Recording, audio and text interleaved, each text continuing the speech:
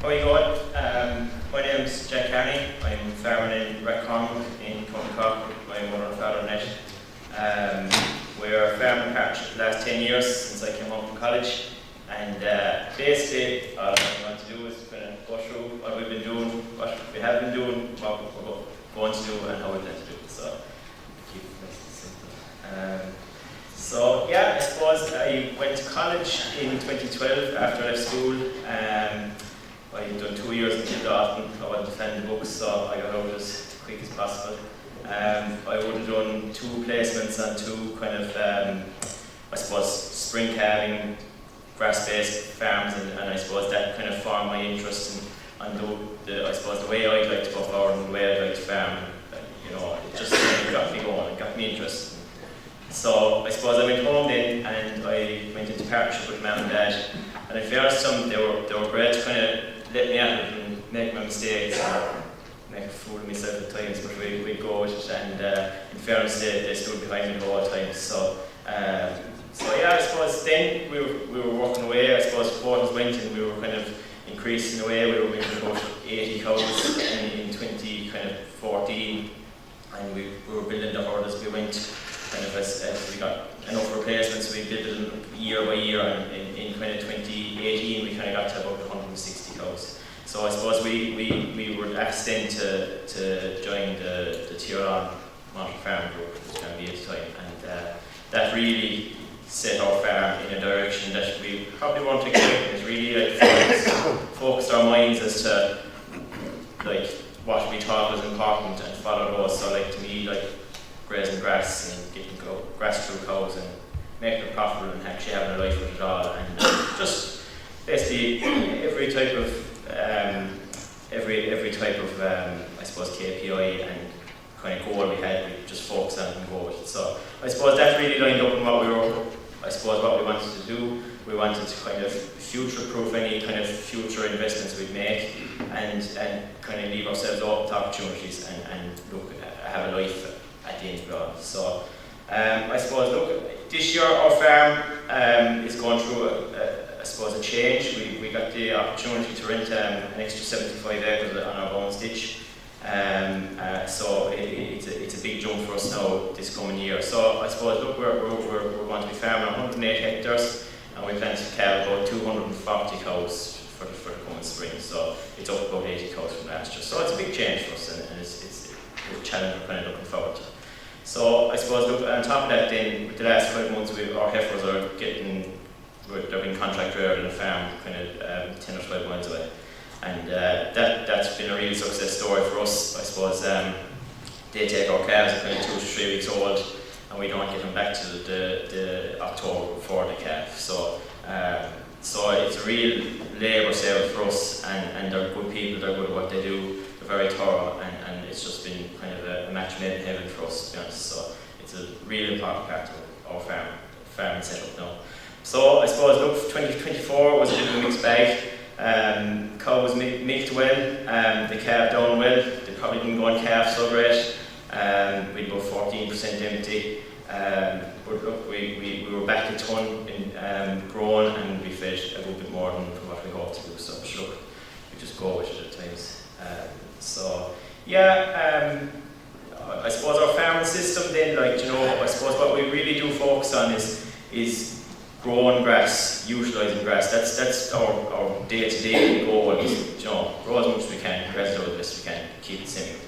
You know, and I suppose then from kind of a more business lifestyle point of view, then like we really do focus on profitability, but we also try to invest as best we can in work-life balance. And it is an investment. You have to invest in facilities, you have to pay labour.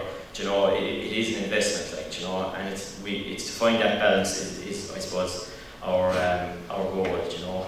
And look, I suppose then in the last year or two, look, I suppose we didn't really realise this opportunity was going to be coming, but we did want to take it to another step, and basically to learn how to manage people and work with them, and kind of, you know, see what keeps people interested and create an environment that people really want to work in, you know. And then, look, I suppose it goes with the territory of being in the modern farm programme. You just have to be willing to try new things, new ideas, new modern ways. And look, some of them work and some of them don't. And, you know, go with it. We can always go back. So I suppose, look, over the last 10 years, there's been a good few changes in our farm. I suppose, as I said, in 2014 we would have had about 80 cows, 85 cows. And then I suppose I came home at the right time, quotas were going, and we were able to kind of go up in numbers and I suppose maximise what our farm could do. So I suppose because of that we had to do a lot of development. I suppose the big one was in 2018. We would have built a kind of a cubicle shed to hold 156 cows, which was basically making our old cubicles redundant. But I suppose adding on to our old sheds, it didn't feel right. It was going to make a bit of a mess of our yard and stuff. So with all the grants and stuff, we bit the bullet and we built a big shed. So that is, I suppose, paying dividend now. It's allowed us now to take the big step a bit faster without having to build more cubicles, more storage and all that. So I suppose that's really paying dividend now. And it was, I suppose, in a way, we were just trying to future-proof the investment a little bit. Again, in 2022, I suppose we built an underpass. Again, 2/3 of the farm was across the road, and that was literally to try and take a man off sitting on the road for 2 hours a day when they'd be going across. And you know, it's just a job to do up, and so we thought it was a good investment. And it's really transformed our grassland management in the springtime, especially on off grazing and using the backlash to get cows in the morning and stuff like that.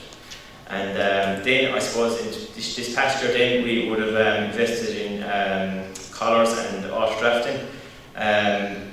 Basically we had young people mad to milk cows, and it is great, they're mad to do as much as work as we want. And in fairness, they're well able to milk cows, but maybe not, I suppose, up to date and skilled enough to pick out cows for AI. So look, it leaves us in charge of that job even when we're not there. So that was a great investment for us. And then look, we kind of have a heavyish farm, and we're trying to kind of keep improving grazing infrastructure just so we can get cows out in the spring. So I suppose for 2025, look, we have a list of jobs there that we need to do. I suppose look at the extra numbers, we need just extra facilities and try and get the place up to scratch to carry numbers. So labour-wise, I suppose there's myself and Dad out in the yard every day, and Mum does the feeding. She feeds salt, feeds everyone that comes into the place, and she does all the book work as well. Thank God. So yeah, no, in fairness, she does a lot of the unseen work in the farm. And then for coming spring now, we'll have a full-time kind of worker. We'll have a student from UCC, and we'll have kind of a number of young lads in school and college to call on whenever the pressure comes on, be it after school or at the weekends or whatever. So there will be someone in the yard nearly all the time for the spring by during the day. So yeah, I suppose then on top of that then, look, I suppose I'm in a group which may have spoken to husband Ed and a couple of local farmers, and have done the whole expansion process, take the step to where they need help. And like the one thing they do, all of them have said, is just get the help in place before you need it. Don't go looking for it the day you need it, and it'll just take the pressure off. So we're lucky enough, we should be well covered for the spring to have enough help to get through it, and you know, hopefully. I suppose optimising farm routines and prioritising jobs, it's just a case of if there's people in there, and even for ourselves, just keep it simple. Kind of, it helps avoid mistakes. It might not be perfect, but it'll just get the jobs done in a timely manner, and it'll be easy for people to follow. And that's the most important thing I do think, when especially with young people and part-time help, to kind of not make the jobs too hard for them, and make it simple for them to follow. And they love the bit of responsibility, and it really helps them to follow what needs to be done, you know, and it just cuts out mistakes and keeps everyone happy. And then look, investing in facilities, look, that's a more of a long-term thing, but you have, like I said it before, but you have to create an environment that people want to work in, you know. So like, they don't want hardship when they come. They don't want to be working like a dog all day, and you know, they like, I suppose it makes it attractive if you have a few things that take a bit of pressure off. And then I suppose, look, we have a few other apps there to help with the paperwork and just help on that side of things. So I suppose to finish up, look, I suppose it's just our attitude, and it's our own personal thing. We're always open to new opportunities, and we always try and make life a bit easier, and just kind of keep the day to kind of a respectable length. I like playing GA for the spring and hope to go back training. You know, it just gets you out of the place nice and easy if you can kind of make jobs a bit easier. And I suppose to create an environment then that is attractive for people to work. And then I suppose, look, every farm is different, they all have their own goals, and it's only to do whatever works for yourself and try and keep it as interesting